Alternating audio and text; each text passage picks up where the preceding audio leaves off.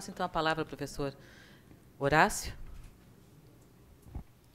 Bem, inicialmente, obrigado à BMS e à ABED, na figura do Alexandre, pela oportunidade de estar aqui. Eu não fiz quadrinho que nem eles. Quando me pediram, você vai enviar as lâminas? Eu digo, não, não gosto. E foi muito interessante porque eu praticamente não vou falar o que eu ia falar e vou falar a partir do que os outros falaram. Mas eu quero gastar 30 segundos para dizer o seguinte. Com certeza eu sou o dinossauro da mesa, né? Eu comecei a trabalhar com a questão do ensino jurídico em 1983. Eu escrevi 5 livros sobre isso, algumas dezenas de artigos. Estive na comissão do Provão de 96, 97, 98. E ajudei a escrever as diretrizes vigentes, né? As atuais diretrizes do ensino do direito, elas existem graças a um recurso da ABED, na época que eu era o presidente, o Fragali era o vice, e nós sentamos na mesa com o Conselho Nacional de Educação para escrever as diretrizes que existem hoje e que, em homenagem à ABED, foram publicadas no dia do congresso da ABED, está lá o Daniel lá atrás. Nós estávamos em São Paulo, na Mackenzie, não, na FMU, na abertura do evento, quando chegou a notícia de que as diretrizes tinham sido publicadas naquela data em homenagem à ABED. Então, de um lado, eu sou um dinossauro, e de outro lado, o que me irrita profundamente, porque quanto mais eu leio de ontem para cá, e li a portaria, e escuto, é perceber como, há 30 anos, se discute a mesma coisa, sem resolver os problemas. Talvez alguns que estão na mesa não saibam, mas o sistema de avaliação que nós temos no Brasil hoje tem por base o sistema de avaliação criado pela área de direito e que começou a ser discutido em 93 na CESU e que teve como protótipo a proposta da Lucia Mussi Félix, que acabou se transformando no formulário de avaliação do curso de Direito e cuja base foi depois o formulário de avaliação de todo o sistema brasileiro. Então, nós da área de Direito já estamos nessa discussão sobre avaliação aí há muito tempo. Como o tempo passa, né? Eu tenho a listinha aqui do que eu quero falar a partir de hoje, do que foi dito hoje, mas antes disso, eu vou ler uma página, que são as considerações finais de um texto mais antigo meu, que está publicado, e esse texto ele está disponível no site da BMS, pelo que me disseram ontem, né? Esse e alguns outros que eu enviei, que é um texto sobre a questão da liberdade de ensinar na Constituição Federal. São 8 pontos. Primeiro, a Constituição Federal contém em seu texto, relativamente ao sistema educacional, 3 momentos distintos que tratam do princípio da autonomia. Autonomia com princípio pedagógico, que está no dispositivo que trata da flexibilidade, que é o artigo 206, incisos 2 e 3.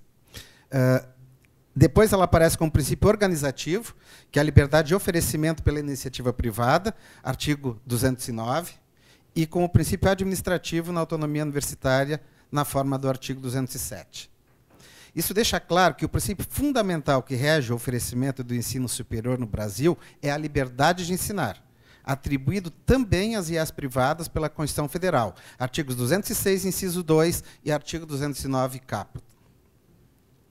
As 2 condições estabelecidas pela Constituição Federal, artigo 209, 1 e 2, para o exercício da liberdade de ensinar, são o cumprimento das normas gerais da educação e a autorização da avaliação da qualidade.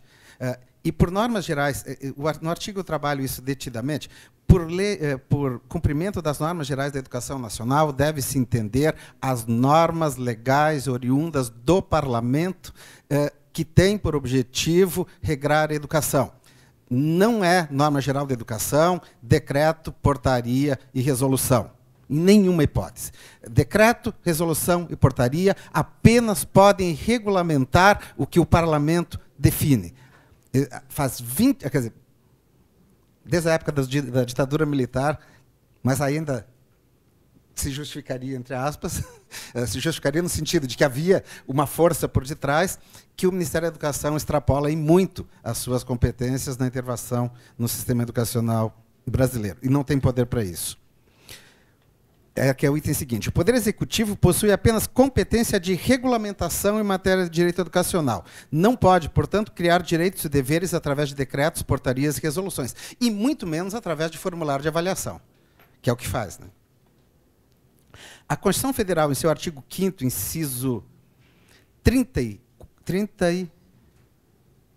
acho que tem uma coisa errada aqui. Não podia ter 2 tracinhos antes do 5. Mas, garante o direito de petição aos órgãos públicos em defesa de direitos ou contra a ilegalidade ou abuso de poder. É direito subjetivo público oponível ao poder público, independentemente de qualquer regulamentação. Isso significa o seguinte: não pode o Ministério Público proibir uma instituição de pedir. Fechamento de protocolo é inconstitucional. Fere uma cláusula pétrea, que é o direito de petição, que, combinado com o artigo 206 e 209, que estabelece que as instituições privadas têm o direito de oferecer, como é que você vai fechar protocolo? Eu me lembro que os protocolos fechados lá na época da ditadura. Depois, eu acho que o Sarney ainda houve uma época de fechamento de protocolo, né? De outro lado, a ordem jurídica vigente, em especial a Lei 9.784/99, não tolera a omissão administrativa. O silêncio do poder público caracteriza a hipótese de abuso de poder. Uma vez protocolizado o pedido e realizada de forma plena sua instrução, com base na legislação vigente, o Ministério da Educação é obrigado a emitir manifestação dentro do prazo legal. Tem decisões judiciais nesse sentido. Tem decisões, pelo menos eu conheço, do Tribunal Regional da 4ª Região, obrigando o Ministério da Educação a decidir com um protocolo que já tinha parecer, um caso específico que foi do SESUSC de São José, em Florianópolis. O pedido estava há 2 anos na gaveta do ministro, na época era o Tarso Genro, com todos os pareceres, e não emitia a portaria. Acabou se entrando na Justiça e a Justiça determinou a manifestação. 7. O Conselho Federal da OAB não possui poder administrativo, normativo ou decisional que o autorize em estabelecer condições ou restrições para a criação de novos cursos de direito ou para o aumento de vagas dos já existentes. Eu acho que não devia nem opinar, mas isso está na lei, e como é mera opinião, agora, daí a vincular. Por quê? Porque a Constituição diz claramente que esse papel é do poder público. A OAB não é poder público. E o 8º que eu coloquei aqui, os pareceres emitidos pela Comissão de Ensino Jurídico da OAB, agora não chama mais Comissão de Ensino Jurídico, né? Comissão de Educação Jurídica. Não, e também tem educação Jurídica, eu acho. Possuem caráter exclusivamente opinativo, não podendo, frente à Constituição Federal e às normas gerais, foi o que eu disse. Quem quiser depois pode ler, tem 2 artigos meus especificamente sobre essa matéria, um que inclusive analisa algumas decisões da OAB e do Conselho Nacional de Administração. Eu vou me ater, pelo tempo que eu já gastei metade, às observações que eu fiz com relação às falas dos meus colegas de mesa. Primeira observação com relação à questão colocada pelo Alexandre, da Resolução 9/2004. Alexandre, em nenhuma hipótese, embora o Conselho Nacional de Educação possa dizer isso a posteriori, o que se quis, quando se escreveu a Resolução 9, foi dizer que o Conselho era o Conselho da OAB. Era o Conselho competente da instituição de ensino. Fui eu que escrevi o texto. Hoje a gente fala assim, no novo Código de Processo Civil, teve uma comissão, mas era a Tereza Alvim que fazia a redação do texto, né? Ela era a secretária. Foi o papel que eu fiz, eu era o secretário, eram 5 membros do Conselho Federal de Educação, tinha 2 representantes da OAB, eu e o Fragale. E o trabalho de redigir o texto final era meu, tanto que o arquivo que foi para ser publicado foi um arquivo que eu digitei. E eu participei de toda a discussão. Em nenhuma hipótese, em nenhum momento, isso tem a ver, aquilo que está escrito lá tem a ver com a OAB. Pelo contrário, a OAB nunca quis isso. A posição da OAB, através do Zé Geraldo, que na época estava na comissão, sempre foi contrária a isso, como era do Paulo Lobo e de vários outros representantes da OAB naquele momento. Isso é um equívoco. Eu tenho um livro de 2005, que é o Ensino Jurídico no século XXI, pensando no ensino jurídico no século XXI, em que eu faço análise artigo por artigo da resolução. Saiu um ano depois dela. Mas, de qualquer maneira, Aí nós temos aquele problema, né? Como a competência legal é do CNE, o que ele disser é o que vale, né? Como o Supremo. Quando o Supremo diz que a Constituição diz uma besteira que a gente sabe que ela não diz, vale, porque é o Supremo que diz o que diz a Constituição. Então, nós temos estes problemas das competências que, em determinados momentos, geram algumas heresias. Essa questão do número de cursos no mundo. Olha, até hoje, quem levantou isso foi o Jefferson, que é lá de Florianópolis, né? Não é meu conterrâneo, porque eu sou gaúcho, mas moramos na mesma cidade, um amigo de muitos anos. Isso é uma axiologia. Eu nunca vi um dado concreto de pesquisa que me prove o que tem de curso de direito no mundo. O Jefferson levantou um número, que publicou isso em algum lugar, e todo mundo repete que o Brasil tem mais curso de direito do que o resto do mundo. Mesmo que tivesse. Esse não é o cálculo correto. Até fico feliz que a Marta trouxe de uma outra forma. O que eu quero saber é quantos alunos eu tenho. É quantos alunos em relação à população, ao mercado de trabalho. Por quê? Porque eu posso ter um curso que tenha 100 mil alunos. Eu tenho, por exemplo, a Universidade de Buenos Aires, ela tem 30 mil ingressantes. O fato de você... E é uma instituição. Então, não dá para contar pelo número de cursos. O Brasil tem muito curso pequenininho, com 100 e poucas vagas, 200 vagas. Então, o número de cursos não diz nada. O que diz é o número de alunos. O número de alunos realmente é grande quando a gente compara com os Estados Unidos. Mas, se eu comparar a população alemã com a população brasileira, o número de alunos na Alemanha e o número de alunos no Brasil, nós vamos perceber que não há desproporção. Então, depende com quem nós estamos comparando também. E aí vem a questão seguinte.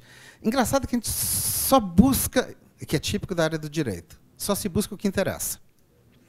Porque a gente vai lá nos Estados Unidos, não, os Estados Unidos só tem 200 cursos. Mas os Estados Unidos também tem autonomia para as instituições oferirem os cursos do jeito que elas querem, autonomia para o aluno se matricular do jeito que ele quer. Por que a gente não olha os bons exemplos dos Estados Unidos? Por que nós não pensamos em diretrizes abertas, em autonomia, em uma série de elementos? Por que a gente só vai lá nos Estados Unidos buscar o número que nos interessa? Quando eu olho para os Estados Unidos, eu tenho que olhar, ou para qualquer outro país do mundo, eu tenho que olhar. Primeiro, tem uma questão de contexto. E segundo, eu não posso simplesmente tirar a informação que me interessa e esquecer as demais. E aí eu vou para um outro número.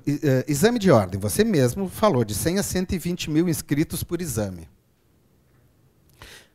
Se eu tenho 3 milhões de bacharéis, que são os dados, formados, e apenas 100 a 120 mil se inscrevem a cada exame de ordem, o que é um pouco os 90 mil que se formam, uma parte dos 90 mil que se formam, e alguns que se inscrevem reiteradamente, isso significa que a imensa maioria de quem faz curso de Direito não está nem aí para o exame de ordem. Não está preocupada com o exame de ordem. Porque se eu tenho 3 milhões de pessoas que podem fazer exame de ordem, e só 100 mil se inscrevem, é um absurdo querer achar, e aí vem um outro absurdo, aceitar que a OAB interfira quando a maioria dos egressos simplesmente não tem um mínimo interesse de ir para a OAB, de fazer a OAB ou de ingressar, ou de trabalhar como advogado. É um equívoco. Porque, assim, eu não consigo, eu sou popperiano, assim, eu problematizo tudo que eu vejo. Aí a pessoa diz, 3 milhões de bacharéis, 100 mil de inscritos, e acha 100 mil inscritos demais. Mas quando eu comparo com 3 milhões, é nada. Será que nunca ninguém fez essa relação? Sim, isso, eu não sei em termos de percentual, mas deve ser 3, 4%, é isso, né? Dos bacharéis formados que fazem o exame de ordem. Isso é irrisório. Sim, porque 10% seriam 300 mil. É 3,3% que faz o exame de ordem. Quando eu pergunto para os meus alunos na faculdade quem vai fazer o exame de ordem, muitos não vão. Dependendo das instituições, a maioria não vai. Tem uma na ordem aqui, mas eu vou deixar para depois.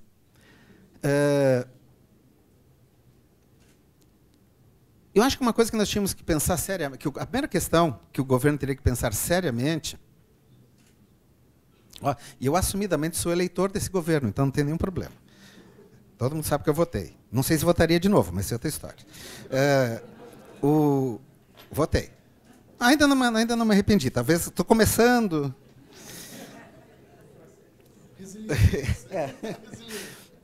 Não, eu fui candidato do PT já, então eu tenho uma história dentro, né? Então, mas todo mundo erra um dia, e acerta também. Se eu quero pensar seriamente em que há excesso de formação, eu tenho que pensar em melhor aplicação do dinheiro público. E se eu tenho excesso de curso de direito, a primeira coisa que o governo devia fazer era acabar com os cursos de direito nas universidades federais, onde eu leciono. E gastar esse dinheiro com formação de médico, de engenheiro que está faltando no país. Em termos de política pública, eu tenho que aplicar bem o dinheiro. Eu tenho que pegar o dinheiro e aplicar onde precisa. Eu preciso, no Brasil, hoje, preciso de médicos e preciso de engenheiros. Não só, preciso de professores. Se eu não preciso de advogado, por que eu gasto tanto dinheiro formando advogado em instituição pública? Essa é uma questão de política pública que teria que ser enfrentada. Isso eu digo há muito tempo. E algumas pessoas, assim... Alexandre, isso é um problema, né? Não. Nós teríamos remanejado, sei lá. Eu tenho tempo para me aposentar já também. O novo marco regulatório. Eu só tenho uma palavra. O documento que foi feito pela OAB, pela comissão, piada é pouco para mim. Aquelas 3 páginas não dizem absolutamente nada e repetem o que se faz há 30 anos. Tem que botar uma disciplina nova. Como se botar disciplina nova resolvesse os problemas do ensino direito no Brasil. E a OAB tem que ter o direito de veto, né? É a posição tradicional da OAB. Eu nem levei a sério. O ano passado eu levei o Veronese a Florianópolis, levei o Eide também. Ler aquele documento é algo que dói para quem já trabalha com esse tema. Questão das novas diretrizes curriculares. Eu fico me perguntando, mexer por quê? Há 10 anos atrás, nós tivemos uma ampla discussão que mexeu e corrodou o Brasil inteiro para se formar essas diretrizes. Elas têm apenas 10 anos. Ou seja, faz apenas 6 anos que a primeira turma se formou de acordo com essas diretrizes. Elas são extremamente flexíveis. Essas diretrizes têm o formato que elas têm em função de uma discussão com a comunidade acadêmica. Por exemplo, algumas posições que estão ali saíram de assembleias da ABED e de outras instituições. Por que mexer de novo nas diretrizes? Toda vez que... E isso vem muito da OAB, essa mania de toda vez que acha... Talvez não. Parece que nós temos sempre um problema no ensino do direito e que a solução para o problema do direito é baixar novas diretrizes. E aí... E vai mudar. E a cada 10 anos você faz as... Olha, é ótimo para os consultores. Eu faz 9 anos que eu saí das consultorias, tive problema de saúde e deixei de fazer isso. Mas novas diretrizes é ótimo, porque eu vou abrir uma empresa e vou voltar a fazer consultoria para resolver os problemas das instituições, porque eu era o melhor. Modéstia à parte, eu era o melhor. Fiz mais de 100 projetos de cursos que estão aí funcionando. Vou voltar a ganhar dinheiro, porque é isso que vocês vão fazer com novas diretrizes. É dar mercado para os consultores. É isso que vai acontecer. Não vou melhorar em nada a qualidade criando novas diretrizes. Porque essas diretrizes permitem, pela flexibilidade delas, que cada um se organize do jeito que quer, com a qualidade e mantendo a qualidade.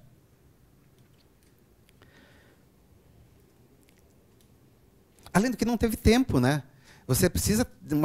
É necessário que se dê um tempo para que as diretrizes existam, para que você possa avaliar os resultados e para que você possa pensar. E pensar e mexer não de cima para baixo. Você vai mexer nas diretrizes porque, à medida que vai avaliando o sistema, você entende essa necessidade. A minha outra pergunta foi, o que diz 1314? Nesse sistema de avaliação, eu vou falar da minha instituição, recebeu comissão no ano passado, Universidade Federal de Santa Catarina.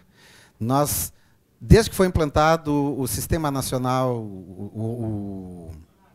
a OAB, o Exame de Ordem Unificado, a nossa pior colocação foi 12º e a nossa melhor colocação foi um 1º lugar nacional.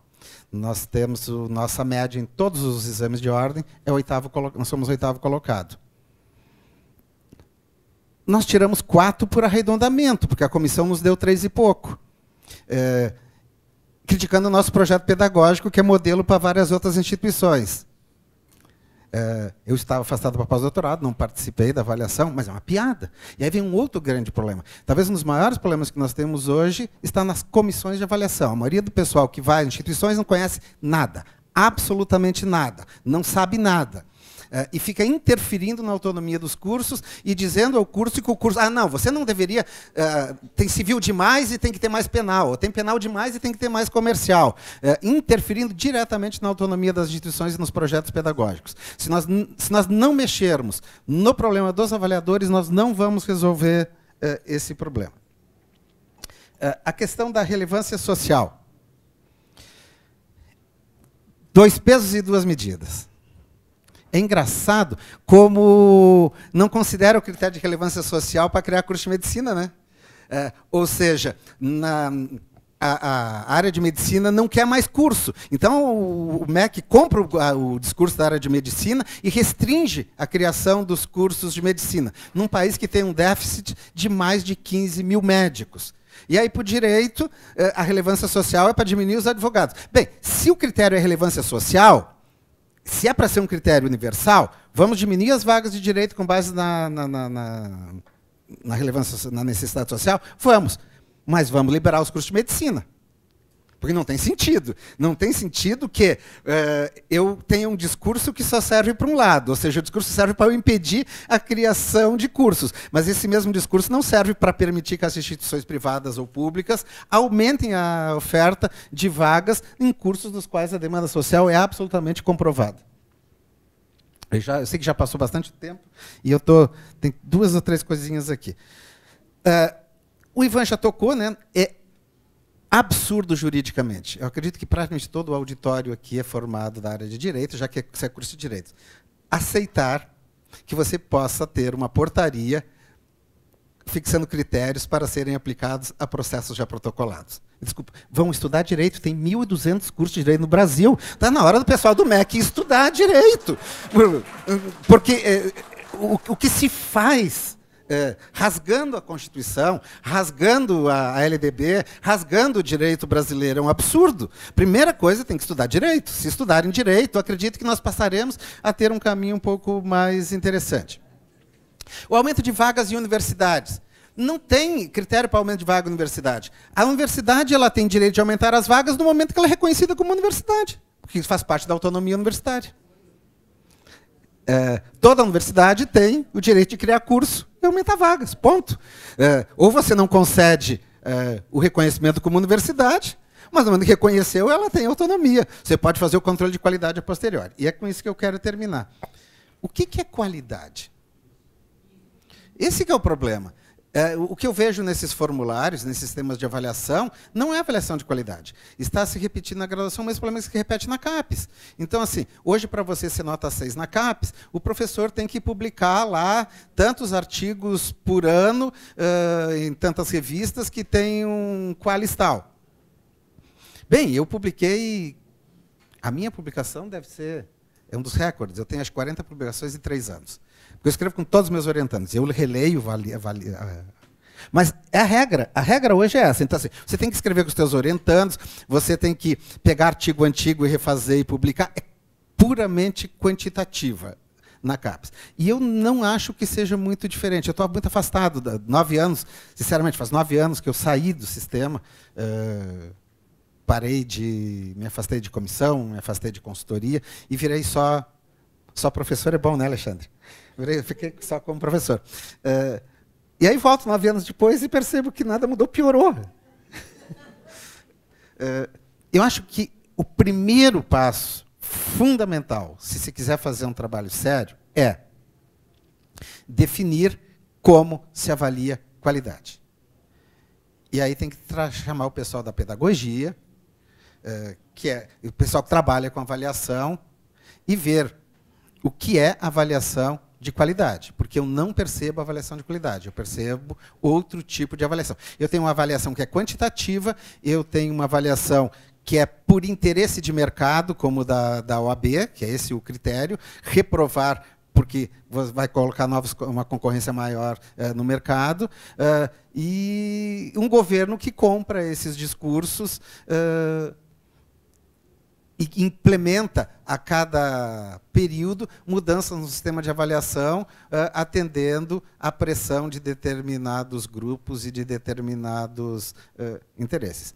Enquanto nós não definirmos claramente o que é qualidade no curso de Direito e como nós avaliamos isso, nós vamos continuar com esse problema. Nós estamos invertendo a lógica, nós estamos primeiro fazendo formulário e formulário como indutor de qualidade. Me desculpa, não há indução de qualidade.